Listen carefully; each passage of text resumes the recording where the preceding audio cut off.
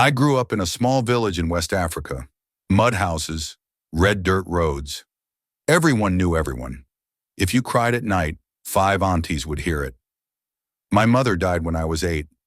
Fever. She was fine in the morning and gone by night. My father did not last a year alone. He said the house was too quiet. He married again. That is how my stepmother came. At first she was normal, quiet. She cooked. She smiled in front of others. She called me my child when people were around. When we were alone, she used my name like it was dirt in her mouth. My father was a traitor. He left for days at a time. When he was gone, things changed. Food went missing. My plate was always small. If I asked for more, she stared at me until I stopped chewing. Some days she said I was sick and should not eat much. Other days she said I was greedy like my dead mother. I learned to eat fast and say nothing. When I was 10, she started sending me to the bush alone, to fetch firewood, to fetch herbs. She said it was good for me.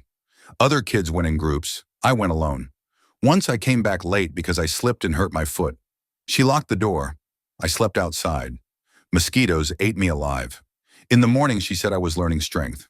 I told my father once. He laughed and said, "She is making you strong. Life is hard." That was the worst part. No one believed me, or they believed her more. Things got worse after she had her own son. He cried and she blamed me. He fell sick and she blamed me.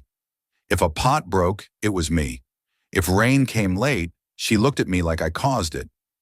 People in the village talk about witchcraft in low voices, about children who bring bad luck, about mothers who die and leave shadows behind. My stepmother listened to these talks like they were songs made for her. She stopped calling me by my name. She called me that child. One night I woke up and found her standing over me. Just standing, not touching me. Her eyes were open but empty. When I asked what she was doing, she said she was checking if I was breathing. I did not sleep well after that. When I was 12, my father went on a long trip. 2 weeks, maybe more. The night he left, my stepmother cooked meat. That was rare. She gave me a big piece. She smiled the whole time. After I ate, my stomach burned. Not like normal pain, like fire. I vomited all night. She did not help me. She sat and watched. In the morning, she said I was pretending. By the 3rd day, I could not stand. My mouth was dry. My head felt light. She dragged me outside and sat me under a tree. She said sick children should get fresh air. I remember her talking to someone that evening.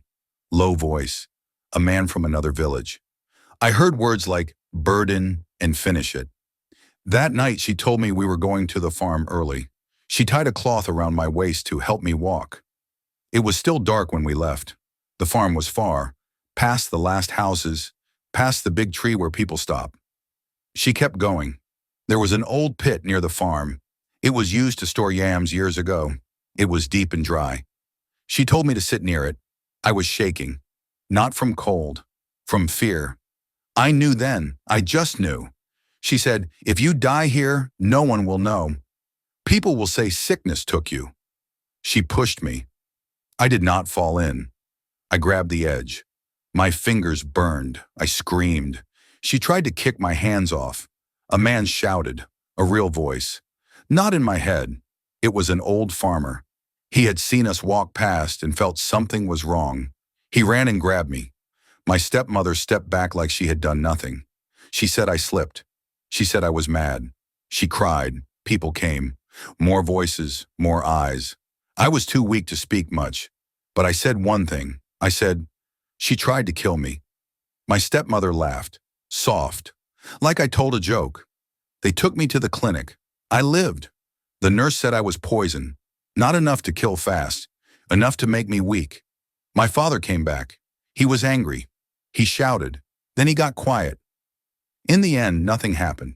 The elders said it was a family issue. They said there was no proof. They said a woman with a baby should not be punished over words from a sick child.